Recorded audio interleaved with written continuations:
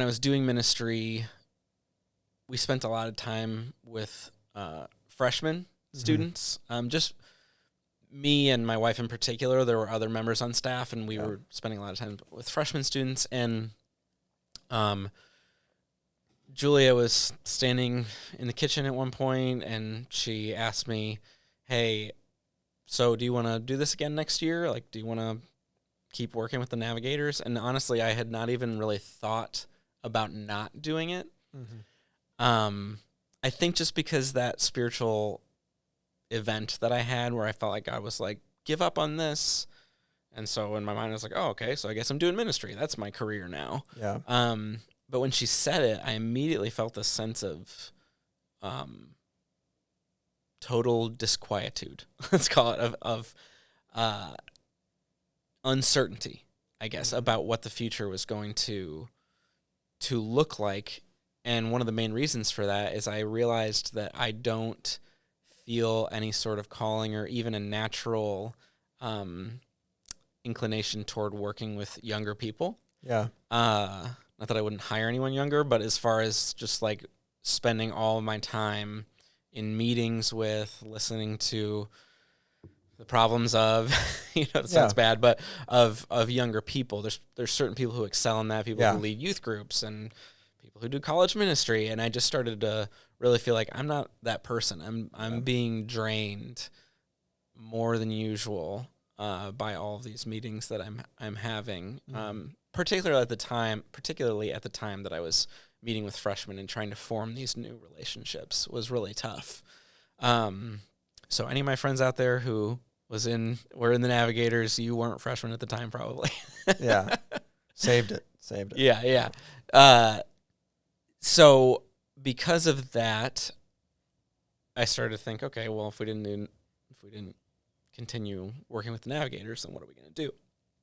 And so I looked at my career or my degree, and was like, okay, well, I could do something in video because I still felt this like I've been called away from doing filmmaking because that was an idol in my heart. But over the coming months, I started to feel the sense of that idol that was an idol in your heart over me, if this is God talking, is not an idol anymore. Yeah. And so feel freedom to pursue it.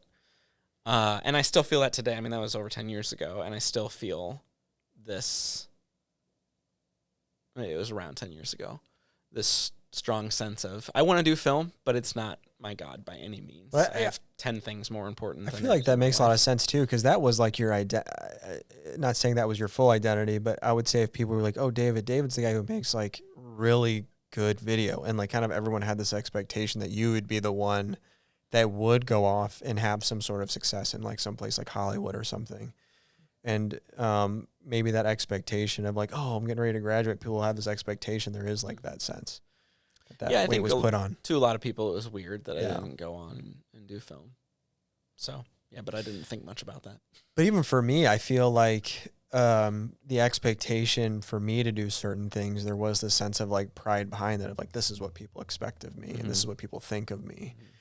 And probably like kind of when you step away from that, you don't do it, then it's like, it's no longer like that expectation from others has dropped. And then it's, what the Lord is expecting of you. Yeah. And I think, even if you're not religious, having times of intentional meditation where you're actually thinking about your life and what's good and, why am I doing this? You might still realize, oh, I'm just doing this because it's what people expect of me. Yeah. I don't even like this anymore. For me, it's different as a believer because it's like, why am I doing this? And why do I do anything? I should be doing things because I want to give glory to the Lord. I want to serve others. I want to give to the poor, all these different kinds of things that are important to Jesus. So, yeah, I could